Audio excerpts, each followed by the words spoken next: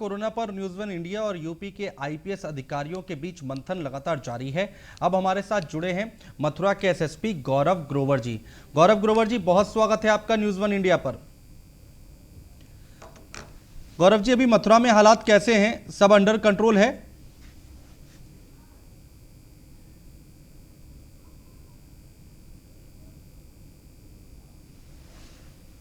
हमारी तैयारी है, चाहे उसमें ऑक्सीजन बेड्स हो, ऑक्सीजन की आपूर्ति हो, वेंटिलेटर्स हो, हॉस्पिटल बेड्स हो, आइसोलेशन सेंटर्स हो, सभी बहुत पर्याप्त मात्रा में मौजूद हैं। और जब भी किसी व्यक्ति को जो कोविड से पॉजिटिव है, उसको किसी भी तरह की स्वास्थ्य सुविधा की या प्रशासनिक सहयोग की या पुलिस के सहयोग की यहाँ भी आवश्यकता होती है और तत्काल उसको उपलब्ध कराया जा रहा है।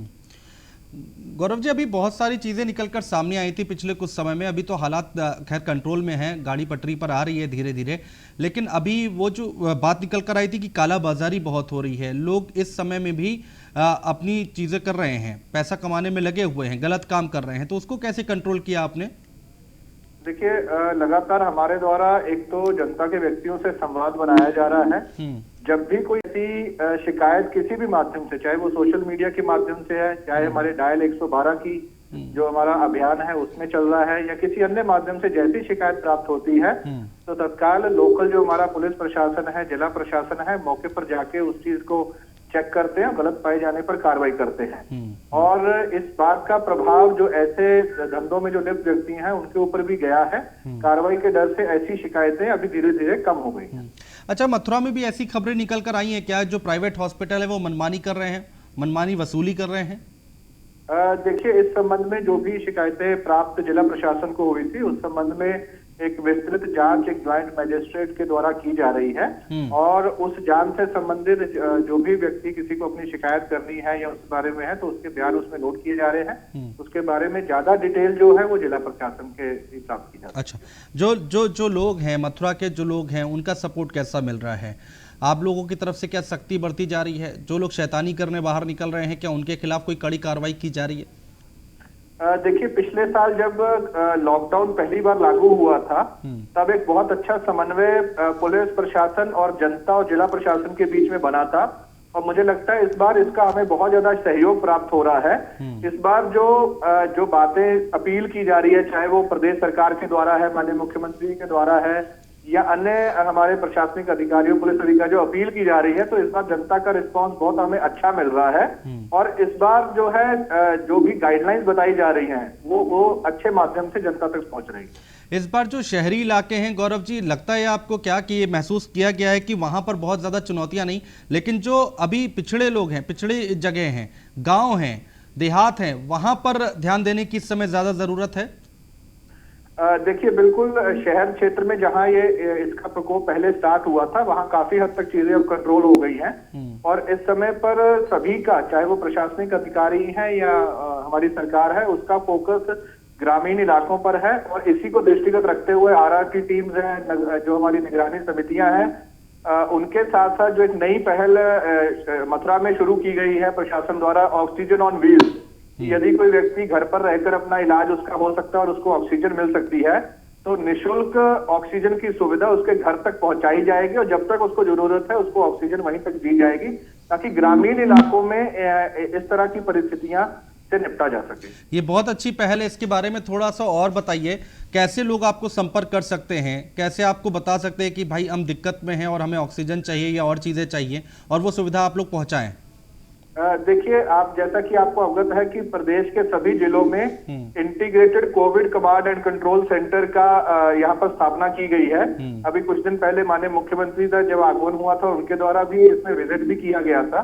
तो ICCC में एक special desk oxygen on wheels का बनाया गया है। चाहे हमारी आरआरटी टीम्स है, निगरानी समितियां हैं, या अब कोई भी व्यक्ति अगर उस पर फोन करता है तो हर ब्लॉक पर 10 ब्लॉक है मथुरा में, और जो नगर निगम क्षेत्र है उसमें पर्याप्त मात्रा में हमारे ऑक्सीजन सिलेंडर्स मौजूद हैं। और जैसे ही कोई फोन करता है तुरंत गाड़ी वहां से निकलती है, उसके घर पर सिलेंडर उपलब्ध करा के लाती है। और जिस अवधि में वो सिलेंडर खत्म हो जाता है, खत्म होने से पहले ही दूसरा सिलेंडर वहां तक पहुंच जाता है और उसको ऑक्सीजन की आपूर्ति हो जाती है। ये समय जो पिछला निकला है गौरव जी, यहाँ पर तो बहुत ही खतरनाक था। बहुत ही भयावह स्थिति थी। ऐसे में पुलिस की अगर हम माने तो पुलिस को क्या चुनौतियां थी, उनके सामने क्या चुनौतियां थी, किन किन परेशानियों का सामना आपको करना पड़ा? सबसे ज्यादा चुनौतीपूर्ण समय वो था जब ऑक्सीजन की आवश्यकता हमारे पास बहुत बढ़ गई थी और जो उसकी ऑक्सीजन यहाँ पर लोकल मौजूद नहीं थी तो उसको बाहर से लाना था। तो उस समय पर पुलिस प्रशासन का और जिला प्रशासन का बहुत अच्छा समन्वय हुआ।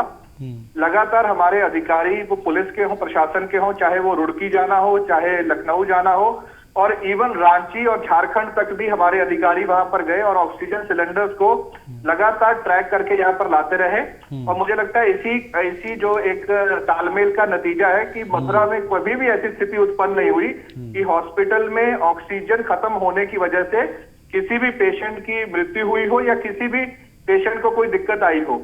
जैसे भी करके ऑक्सीजन, चाहे वो ग्रीन कॉरिडोर बनाना हो, चाहे एस्कॉर्ट लगा करके, चाहे पुलिसकर्मी बिठा करके, जैसे पॉसिबल हो ऑक्सीजन यहाँ पर मुहैया कराई गई और उस क्रिटिकल फेज से हम लोग अब बाहर आ चुके हैं। हम लोग गौरव जी पूरे प्रदेश में अलग अलग अधिकारियों से बातचीत कर रहे हैं और एक बात जरूर कर रहे हैं कि भाई जनता सुरक्षित तब रहेगी जब आप लोग सुरक्षा करने वाले लोग सुरक्षित रहेंगे। तो आप लोग अपनी सुरक्षा कैसे कर रहे हैं? उम्र जिनकी ज्यादा है आपकी फोर्स में, उनको कैसे मैनेज किया जा रहा है? ड्यूटी वैसे लगाई जा रही है क्या?